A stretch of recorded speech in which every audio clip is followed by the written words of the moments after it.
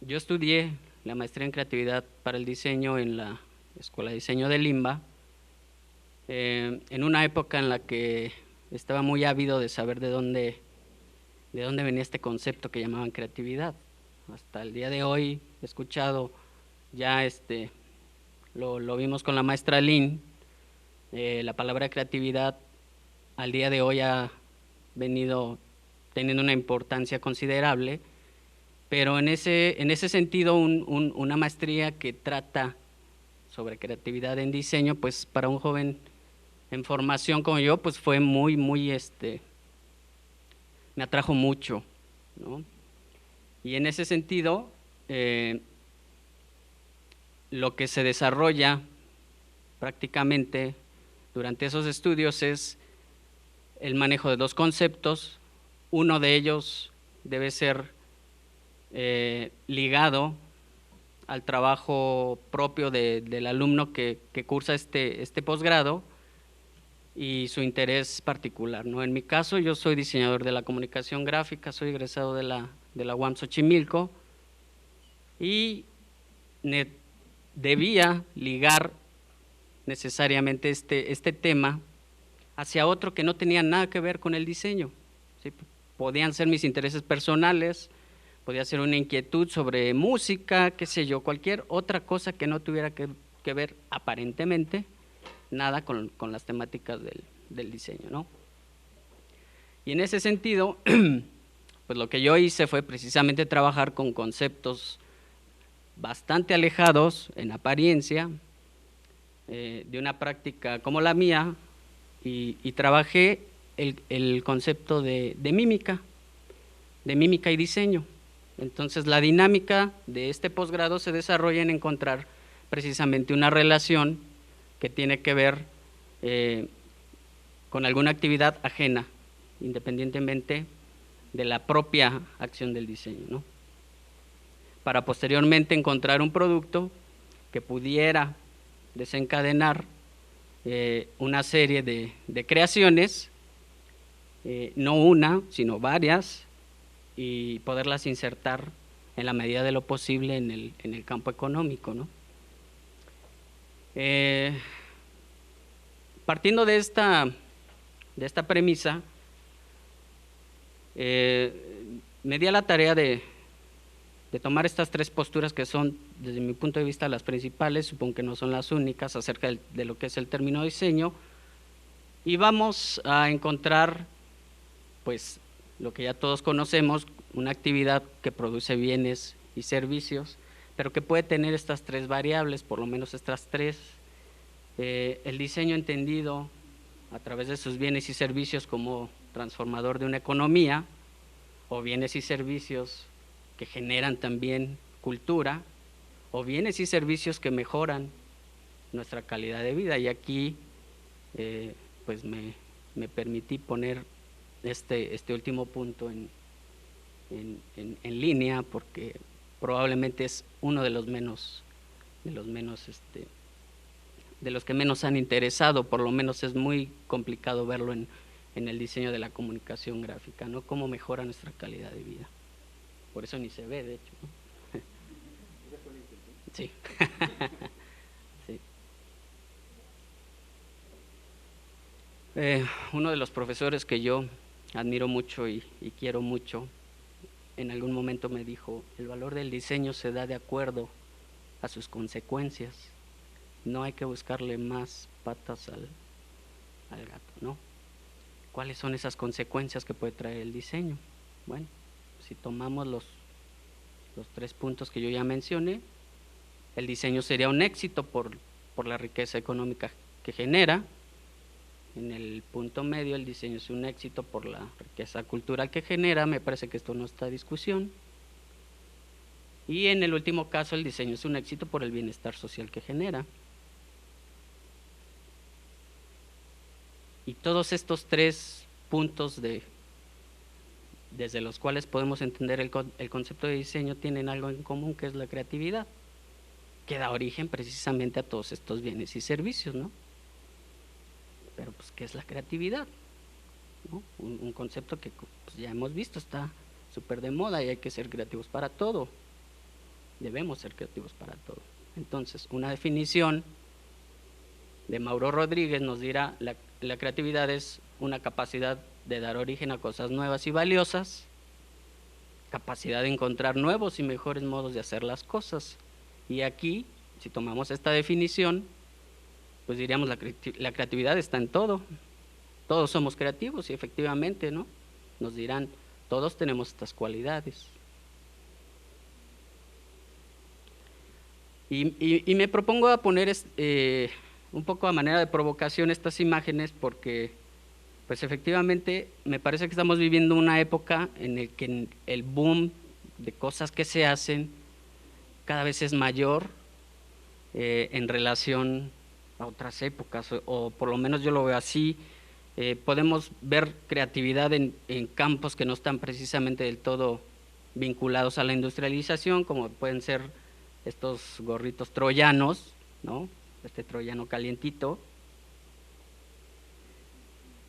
El de al lado, que es muy propio de nuestra cultura, un carrito que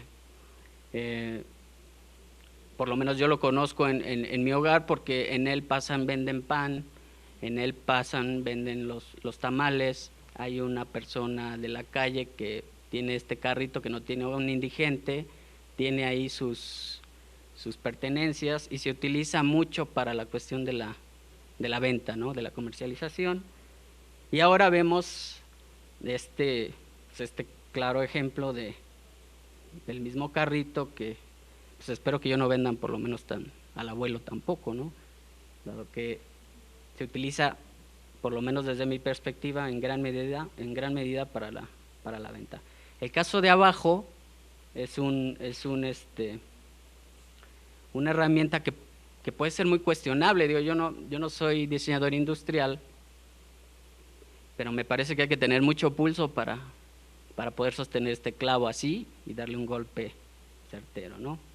El caso de al lado también pudiera ser muy cuestionable, porque pues una especie de clip que se ajusta a una mesa, y yo diría, bueno, pues para qué este clip, pues si está la mesa y podemos poner este vaso, ¿no? A menos que sea una mesa en la que se desarrollan otro tipo de actividades, ¿no?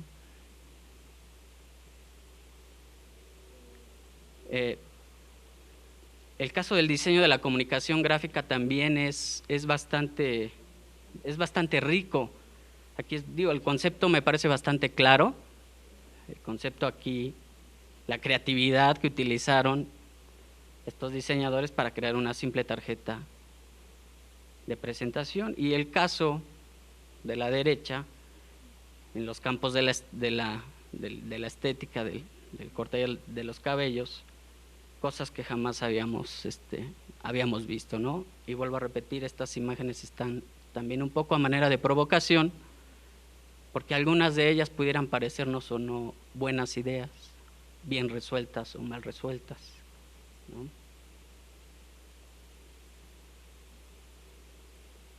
El caso del diseño industrial y también de la arquitectura, pero en este caso el diseño industrial, que responde a la cada vez más evidente necesidad de economía de los espacios.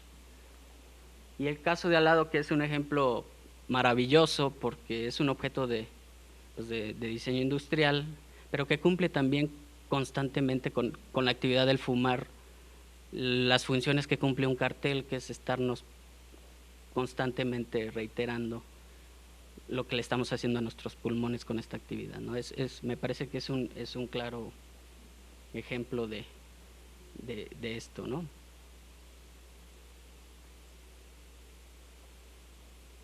El caso de los empaques, aquí en este caso es un empaque de un cuchillo, el cual al quitar este objeto emula un corte de este vegetal y lo despliega, ¿no?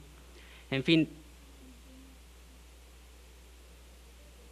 diríamos, pues la creatividad está en todo, pues sí, está en todo, está en el diseño, en cualquier actividad que implique creación, pero también en modelos de análisis, también en procesos de producción, también en la ciencia, en estrategias de investigación. Cuando tratamos de ser mejores docentes, tratamos de ser creativos, ¿sí? Siempre buscando una mejor solución a estas necesidades, ¿no? Por el otro lado, hay casos completamente en el extremo que es difícil darles un sentido. Yo no sé qué hacen en el mercado, pero vuelvo a repetir, es también un poco como para la provocación. Esta banana que es pues una funda para un iPhone, o del lado derecho que es un peine que se vuelve, pues no sé si licorera o como una anforita que está maravillosa para el estadio, ¿no? Es decir, me parece que hoy en día vemos cada vez más este tipo de productos pues que también son bastante cuestionables y podemos decir, ¿son creativos? ¿Hay creatividad? ¿Cumplen una función sobre todo? Pero existen. Estas cosas que es un libro de química que alberga una licorera, una anforita, ¿sí? El de al lado que es una ensaladera, efectivamente.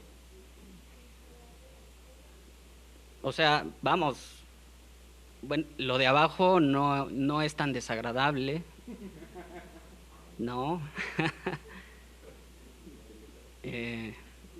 No, digo, yo cuando lo puse lo estaba observando y efectivamente, o sea, digo, pues ya no se toma uno el calzoncillo del resorte, sino que lo que hace es jalar las orejitas, ¿no?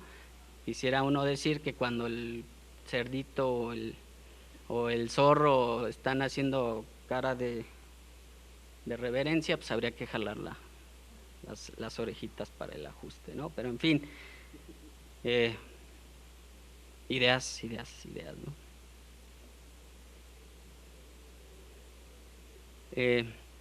Otro profesor español con el que tuve el gusto de tomar un curso decía: más ideas, más diseño, o sin ideas no hay diseño, ¿no? Y yo diría, bueno, pues sí, efectivamente. Pero yo digo, pues a mí lo que me importan son las ideas. ¿De dónde vienen las ideas? O sea, porque estamos dando por hecho, ¿no? Si tomamos estos 3 puntos de vista del diseño como una actividad que transforma una economía, o el diseño como una actividad que genera cultura o que genera bienestar social, estamos dando por hecho que las cosas han sido creadas. Y lo que a mí me interesa es de dónde han partido para haber sido creadas. O sea, de dónde nacen las ideas, de dónde vienen, cómo las obtengo. O sea, ¿cómo le hago finalmente, no? Porque es el gran dilema hoy en día de los diseñadores jóvenes, enfrentarse al papel en blanco. O sea, ¿cómo le hago para crear, para empezar, para obtener todas estas ideas? Digo, aquí en las imágenes de arriba hay por lo menos 4 posibilidades que atienden a un mismo problema de diseño, ¿no? Podemos decir, uno es mejor que otro, bueno, pues pudiéramos hacerlo, pero la verdad es que existen, ¿no? Y finalmente lo que configuran es la cultura material.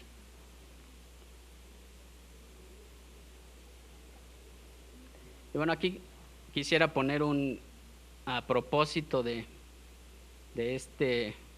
pues de esta pregunta que hasta parece filosófica, ¿no? ¿De dónde vienen las ideas? Pues quién sabe. Que alguien me explique, ¿no? Como dicen por ahí los comediantes. Traigo un video dura poquito, si me permiten ponerlo, donde un diseñador está hablando acerca de las ideas, o sea, de dónde vienen.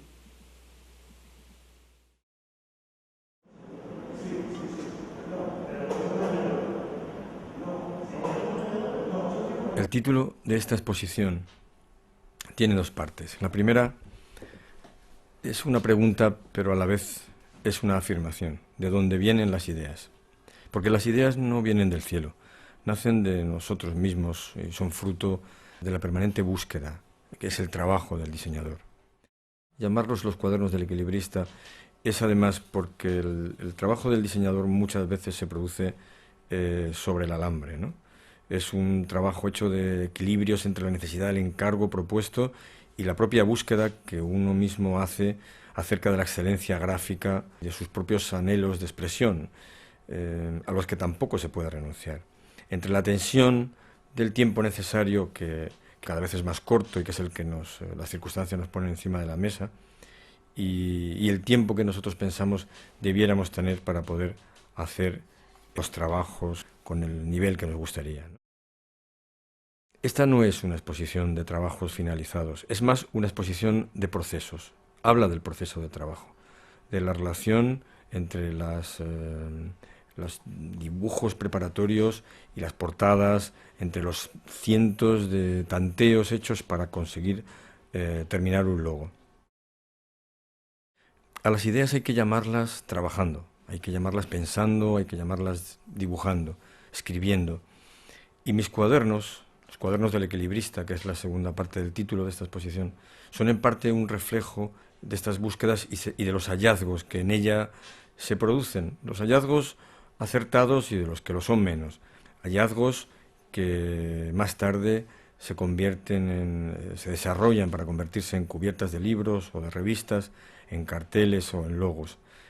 Estas búsquedas están recogidas en más o menos 50 cuadernos, que son un poco la espina dorsal de esta exposición. Y esta exposición habla también de la importancia que tienen las ideas en el diseño. Al menos en mi trabajo la tienen, en mis propios procesos de trabajo. Sin ideas no hay diseño. Sin una ruta marcada, sin un camino con una dirección señalada, el resultado es demasiado incierto. Porque diseñar es como avanzar en la niebla. Las soluciones se van perfilando en la medida en que vamos avanzando y esta búsqueda, orientados hacia un resultado final, que es lo que perseguimos, que es incierta pero a la vez emocionante, es justamente el contenido de esta exposición.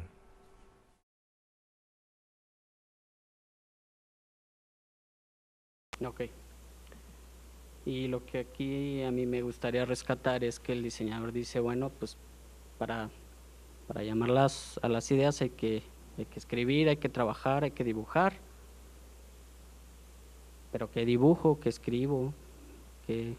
¿No? O sea, a lo que me está llevando todo esto, finalmente, podemos ver cualquier cantidad de ideas, unas adecuadas, otras inadecuadas, otras sin sentido, otras con mucho sentido, pero en el fondo lo que está revelando es la actividad proyectual, una actitud que yo tengo con respecto al mundo para precisamente nutrirme de todo este tipo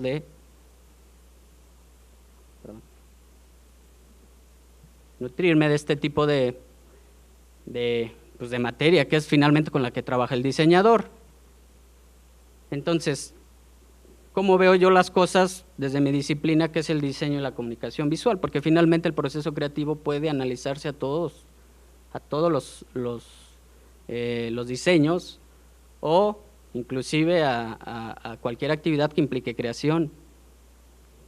Pero desde mi disciplina, ¿cómo observo o cómo doy sentido a toda esta variedad de productos que puedo ver y en algún momento dado pues mantener una postura crítica sobre ellos, ¿no? Y el ejemplo que yo veo es ¿no? Tenemos tenemos ejemplos de los logotipos. De un lado, pues un logotipo que no es necesariamente muy bueno. O sea, si yo hago un juicio estético, los logotipos del lado izquierdo, el logotipo del lado izquierdo, pero no me gusta en relación con los del lado derecho, ¿no? O sea, pero ¿por qué se dan este tipo de cosas? Así como vimos, la funda para el iPhone o estos calzoncillos, ¿no? ¿Cómo encuentro yo el sentido de esto? Y la respuesta a la que me digamos, a la que me he dirigido es precisamente el manejo de los lenguajes, ¿no? Lejos de que yo pueda hacer un juicio estético como solemos hacerlo los diseñadores gráficos, porque lo primero que hacemos al ver un trabajo es decir, esto me gusta o esto no me gusta, ¿no? Cuando a lo mejor lo que tendríamos que hacer es decir, esto es adecuado o esto es menos adecuado. Pero ¿qué es lo que le da realmente la explicación a esto, lejos de estos juicios? Desde mi punto de vista es el manejo de los lenguajes, ¿sí? ¿Por qué? Porque nosotros no aprendemos a hablar cuando nacemos, ¿sí? O sea, haciendo esta analogía, yo situaría este logotipo de Junta de Andalucía en balbuceos que están haciendo los diseñadores por precisamente esta falta de madurez, falta de conocimiento de los lenguajes. A lo mejor estos dos logotipos que tenemos del lado derecho pudieran situarse más en un mejor manejo de los lenguajes del diseño, ya sean en forma, en color, etcétera, etcétera, ¿no? No por nada, o digo, bueno, aquí me cae un poco el 20, no por nada los grandes diseñadores son personas grandes, con experiencia, porque tienen el oficio, y porque finalmente, como dice el diseñador industrial André Ricard, lo que viene uno a aprender a la escuela no es a ser mejor diseñador, uno no puede enseñar a pensar a la gente, lo que se enseña es el oficio, ¿no? Y si no tenemos el oficio, pues es complicado hacer esta intervención. Entonces, arrojaría esto un diagnóstico que nos diría, el diseño es un éxito por la riqueza económica que genera, entonces tendríamos que hacer un análisis de nuestra economía y seguramente no saldríamos bien librados. No así en el caso de en medio, en donde el diseño es un éxito por la riqueza cultural que genera, eso no está a discusión. El último sí está a discusión, son los eternos debates del diseño con un sentido social que se han venido dando. Entonces, la importancia de la habilidad en el manejo de los lenguajes, desde mi punto de vista, para la creación de todos estos bienes, es fundamental. En primera, porque lo que revela o lo que me revela a mí este trabajo es la necesidad de traducir todo ese mundo visible, e inclusive el mundo invisible, a los lenguajes del diseño. O sea, finalmente, ¿de dónde vienen las ideas? Pues de ahí. O sea, también decía un profesor al que quiero mucho, lo que no entra no sale, ¿no? Entonces, también hemos escuchado en cualquier cantidad de ocasiones la necesidad que tiene el diseñador de andarse nutriendo, de ver películas, de ir al teatro, de la lectura, etcétera, etcétera, ¿no? ¿Por qué? Porque sin ideas no hay diseño, si no hay material de donde se puedan detonar todo este tipo de objetos, sean buenos o no, ¿sí? Porque aquí yo sí quisiera hacer un apunte, hay ideas que son muy cuestionables, pero si yo estuviera seguro de que en una escuela como esta va a surgir un Paul Rand, un Milton Glaser, o sea, si yo supiera la forma en la que se pueden dar estas pues estas situaciones, no tendría ya sentido que yo hiciera este trabajo de investigación, ¿no? Así como nunca se tuvo el control de ver cuándo surgía un Leonardo, un Miguel Ángel, etcétera, etcétera, ¿no? O sea, eso no lo podemos hacer, finalmente.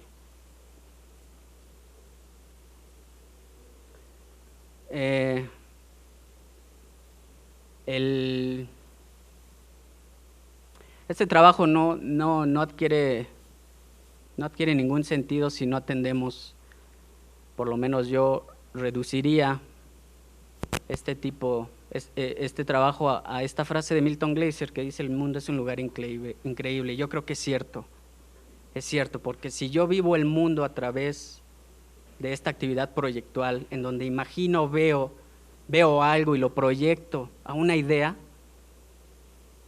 yo creo que el campo del diseño pudiera dar un giro considerable. Por eso vemos en las Exposiat los mismos trabajos cada trimestre, porque lo que nos enseñan pues es hacer revistas, nos enseñan a hacer objetos, pero no nos enseñan a nuevas formas de comunicar, ¿no?